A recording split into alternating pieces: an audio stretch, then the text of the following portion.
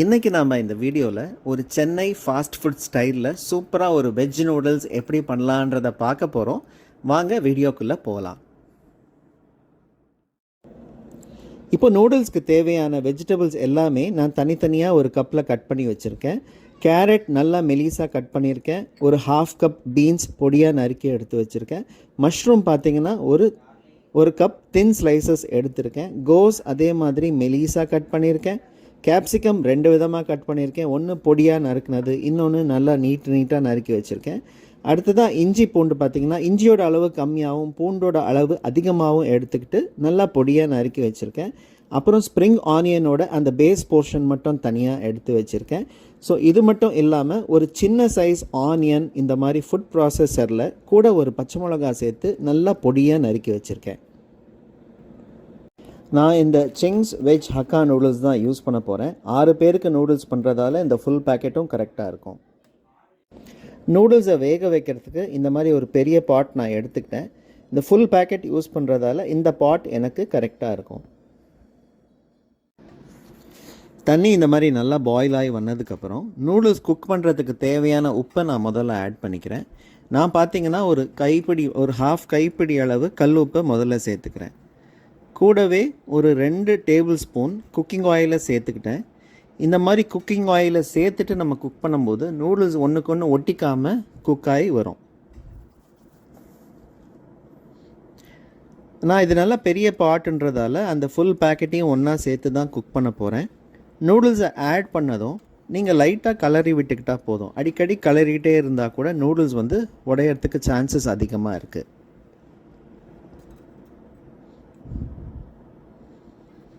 இப்போ பார்த்தீங்கன்னா நீங்கள் ஒரு 70 to 75% நூடுல்ஸ் நல்லா குக் ஆகி வரும். இந்த மாதிரி டைமில் நீங்கள் ஸ்டவ்வை ஆஃப் பண்ணிவிட்டு வடிகட்டிட்டிங்கன்னா கரெக்டாக இருக்கும். நீங்கள் அந்த வடிகட்டி அந்த ஆறுற டைமில் அந்த பேலன்ஸ் இருக்கிற அந்த 20% கொஞ்சம் நல்லா குக் ஆகி வந்துடும். இப்போவே நம்ம நூடுல்ஸ் நல்லாவே குக் பண்ணிட்டோம்னா நூடுல்ஸ் செய்யும்போது ஒன்றுக்கு ஒன்று ஒட்டிக்கிட்டு அது நல்லா இருக்காது பார்க்குறதுக்கு.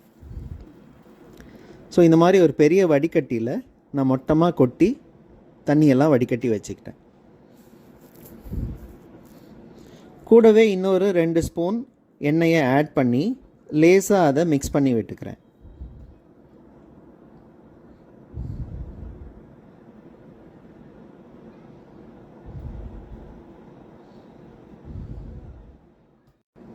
இப்போது இந்த மாதிரி ஒரு பெரிய பவுலில் நூடுல்ஸை நான் ஆற வைக்க போகிறேன்.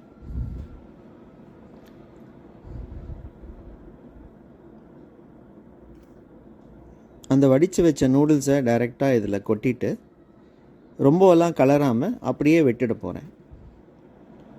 ஸோ இந்த நூடுல்ஸ் ஆறி வரும்போது அந்த நூடுல்ஸ் வேக வச்ச பாத்திரம் அந்த வடிகட்டி எல்லாத்தையும் நான் வாஷ் பண்ணி வச்சுக்கிட்டேன்னா எனக்கு ஈஸியாக இருக்கும்.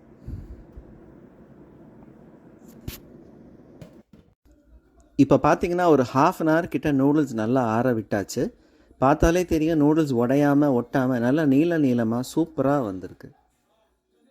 இந்த மாதிரி ஒரு பெரிய நான்ஸ்டிக் பேனில் தான் நான் நூடுல்ஸ் குக் பண்ண போகிறேன்.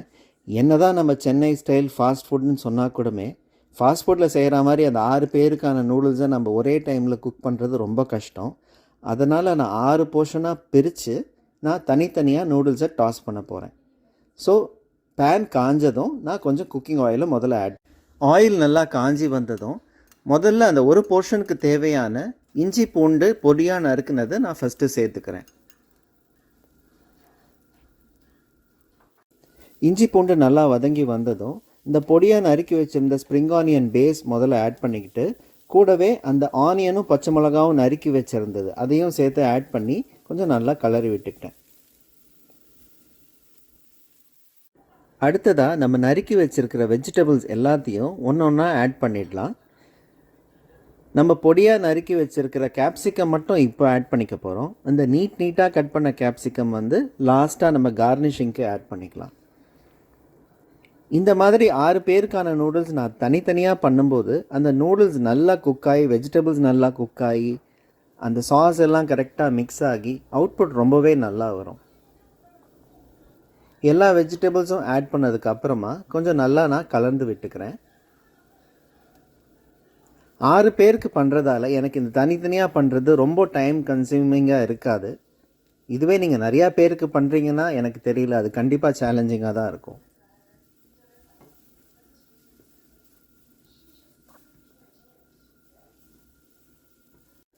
வெஜிடபிள்ஸ் எல்லாம் லேசாக வதங்கி வந்ததும் நான் தேவையான அளவு உப்பு ஆட் பண்ணிவிட்டு ஒரு 3/4 டீஸ்பூன் அளவுக்கு ஒயிட் பெப்பர் பவுடர் ஆட் பண்ணுறேன். இது பார்த்திங்கன்னா சைனீஸ் ஃபுட்டுக்கு ஒரு நல்ல ஃப்ளேவர் கொடுக்கும். அடுப்பு வந்து நான் low flame and high flame மாற்றி மாற்றி குக் பண்ணிகிட்டே வரும்போது எனக்கு அந்த குக்கிங்கோட ஃபினிஷிங் கரெக்டாக வரும். அதே மாதிரி வெஜிடபிள்ஸ் எல்லாமே நீங்கள் ஒரு 70% குக் பண்ணியிருந்தால் போதும். நம்ம பொரியல் அளவுக்கு குக் பண்ணிட்டா அது சங்கியாக இருக்காது, சாப்பிட்றதுக்கு ஒரு மாதிரி பொரியல் இருக்கிற வெஜிடபிள்ஸ் சாப்பிட்ற மாதிரியே இருக்கும். பார்த்திங்கன்னா வெஜிடபிள்ஸ் எல்லாம் கரெக்டாக குக் ஆகி வரும்போது நான் ஒரு போர்ஷனுக்கு தேவையான நூடுல்ஸை முதல்ல ஆட் பண்ணிக்க போகிறேன்.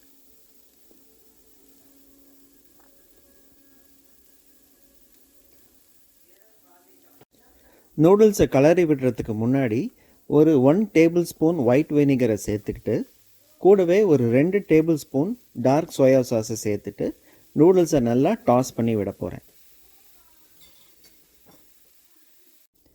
இப்போ ஸ்டவ்வை ஹை ஃப்ளேமில் வச்சுட்டு கண்டினியூஸாக ஒரு 30 to 40 செகண்ட்ஸ்க்கு இந்த நூடுல்ஸை நல்லா டாஸ் பண்ணி விட போகிறேன். நூடுல்ஸை நான் உடச்சி குக் பண்ணாமல் நீட்டாக குக் பண்ணி வச்சுருக்கிறதால இந்த வெஜிடபிள்ஸ் எல்லாம் உள்ளே போய் மிக்ஸ் ஆகாது. ஸோ நம்ம டாஸ் பண்ணி விட்டால் தான் இந்த வெஜிடபிள்ஸ் எல்லாம் உள்ளே போய் நல்லா கலந்து அது நூடுல்ஸோட நல்லா மிக்ஸ் ஆகும். இந்த டைமில் நான் நீட்டாக கட் பண்ணி வச்சுருக்கிற கேப்சிகமையும் சேர்த்துக்கிறேன். கூடவே அந்த ஸ்ப்ரிங் ஆனியனையும் சேர்த்துக்கிறேன்.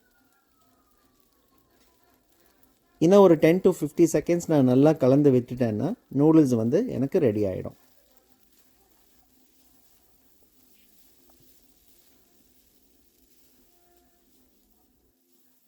இப்போ பார்த்தீங்கன்னா நம்மளோட வெஜ் நூடுல்ஸ் சூப்பராக ரெடி ஆகிடுச்சு. பிளேட்டில் சர்வ் பண்ணுறதுக்கும் ரெடியாக இருக்குது. நான் இதே மெத்தடில் பேலன்ஸ் இருக்கிற 5 போர்ஷனும் குக் பண்ண போகிறேன். பிளேட்டில் சர்வ் பண்ணதுக்கப்புறம் நீங்களே பார்க்கலாம், அந்த நூடுல்ஸோட கலரும் உடையாமலும் கரெக்டாக குக் ஆகி சூப்பராக நம்ம ஃபாஸ்ட் ஃபுட்டில் சாப்பிட்ற மாதிரியே வந்திருக்கு. நீங்களும் இதே மாதிரி ட்ரை பண்ணுங்கள், கண்டிப்பாக நல்லா வரும்.